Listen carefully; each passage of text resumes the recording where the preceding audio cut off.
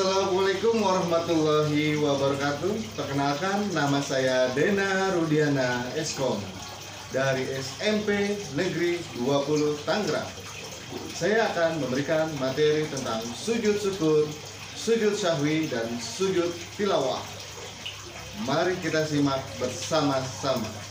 Kompetensi dasar memahami hikmah sujud syukur, sujud syahwi, dan sujud tilawah.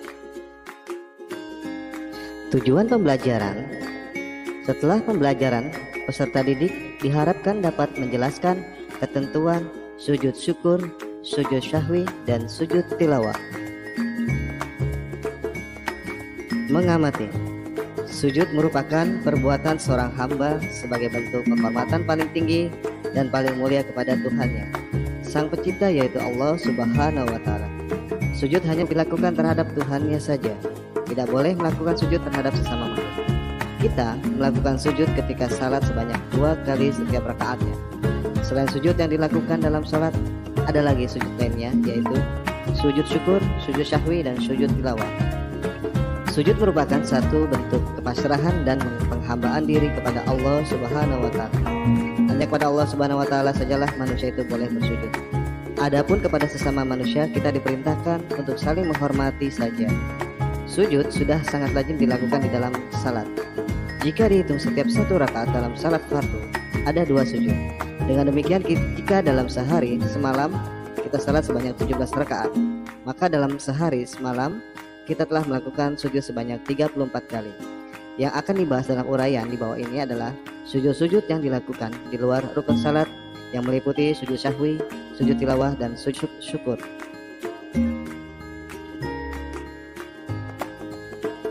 Menanya.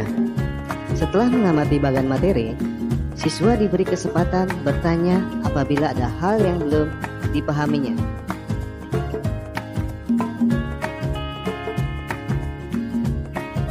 Eksplorasi. Siswa dibagi ke dalam 3 kelompok, yaitu kelompok sujud syukur, kelompok sujud syahwi, dan kelompok sujud tilawah. Kemudian masing-masing kelompok mempersiapkan diri untuk mendiskusikan ketentuan sujud syukur, sujud syahwi, dan sujud tilawah. Asosiasi. Setelah kegiatan eksplorasi, masing-masing siswa dalam kelompok masing-masing melakukan diskusi kecil mengenai hal-hal yang telah mereka pelajari dan apa yang dilakukan dalam pelaksanaan presentasi di depan kelas dengan baik. Komunikasi. Secara berkelompok, para peserta didik mempresentasikan ketentuan sujud. Pada saat kelompok mempresentasikan ketentuan sujud syukur, kelompok lain memperhatikan dan memberi tanggapan. Demikian seterusnya sampai semua kelompok mempresentasikan ketiga macam sujud tersebut. Penilaian. Sikap spiritual. Teknik penilaian non-tes atau penilaian diri. Bentuk penilaian, skala penilaian atau rating scale. Instrumen penilaian berupa lembar penilaian diri. Pengetahuan. Teknik penilaian, tes. Bentuk penilaian, tes tulis. Instrumen penilaian, soal uraian.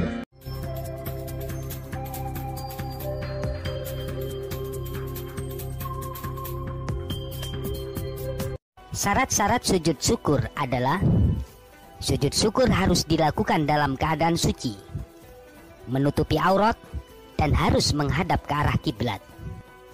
Jika seseorang tidak memenuhi syarat-syarat sujud syukur, semisal dalam keadaan hadas atau tidak suci dari najis, maka ia tidak boleh melakukan sujud syukur. Bahkan jika masih tetap melakukannya, maka ia berdosa karena telah dianggap bermain-main dengan ibadah. Bagi yang tidak memenuhi syarat-syarat untuk melakukan sujud syukur atau sedang sibuk, maka disunahkan membaca Subhanallahi walhamdulillah wala ilaha illallah wallahu akbar wala haula wala quwata illa billahil aliyil azim sebanyak 7 kali. Rukun-rukun sujud syukur ada 5, yaitu pertama, niat. Kedua, takbiratul ihram. Ketiga, sujud 1 kali. Keempat, duduk setelah sujud. Kelima, salam. Niat sujud syukur adalah sebagai berikut. Nawaitu sujudas syukri sunnatan lillahi ta'ala. Artinya, saya niat sujud syukur sunnah karena Allah subhanahu wa ta'ala. Bacaan sujud syukur sama seperti bacaan sujud di dalam sholat, yaitu membaca tasbih sebanyak 3 kali. Subhana rabbiyal a'la wa bihamdi. Subhana rabbiyal a'la wa bihamdi. Subhana rabbiyal a'la wa bihamdi. Tetapi yang paling utama, setelah bacaan tasbih di atas, ditambah dengan membaca sajada wajhiya lilladzi khalaqahu wa sawwarahu wa syaqqa sam'ahu wa basarahu bihaulihi wa quwwatihi fatabarakallahu ahsanul khaliqin. Atau bisa ditambah dengan bacaan Allahumma uktub li biha indaka ajra wa da'anni biha wizra waj'alha li indaka zukhra wa taqabbalha minni kama taqabbaltaha min abdika Daud.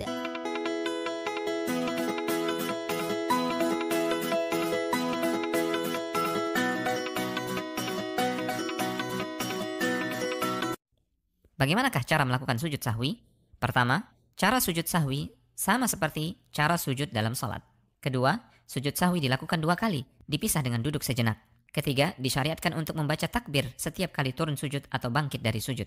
Sujud sahwi bisa dilakukan sebelum maupun sesudah salam, tergantung dari kasus lupa yang terjadi dalam salat. Kita bisa membuat rincian. Pertama, sujud sahwi sebelum salam dilakukan manakala tasyahud awal ditinggalkan, atau yang semakna dengannya manakala seseorang meninggalkan kewajiban-kewajiban di dalam salat karena lupa, ragu jumlah rakaat salat, dan tidak bisa menentukan mana yang lebih meyakinkan.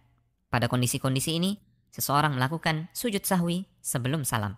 Kemudian pada kondisi kedua, sujud sahwi dilakukan setelah salam, manakala terjadi penambahan jumlah rakaat salat, penambahan gerakan dalam salat, atau ragu dan tidak bisa menentukan mana yang lebih meyakinkan. Para ulama sepakat melakukan sujud sahwi di posisi yang benar, antara sebelum atau sesudah salam, sifatnya hanyalah anjuran. Artinya, jika terjadi salah posisi sujud sahwi, salat tetap sah. Demikian keterangan.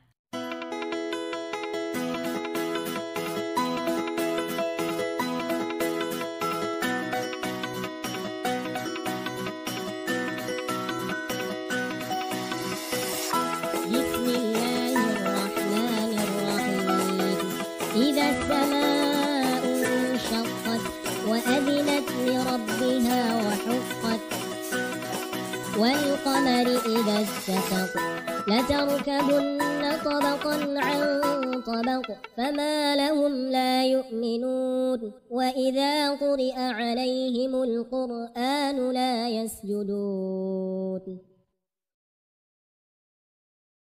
سجد وجهي للذي خلقه وصوره وشق سمعه وبصره تبارك الله أحسن الخالقين بل الذين كفروا يكذبون والله أعلم بما يوعون.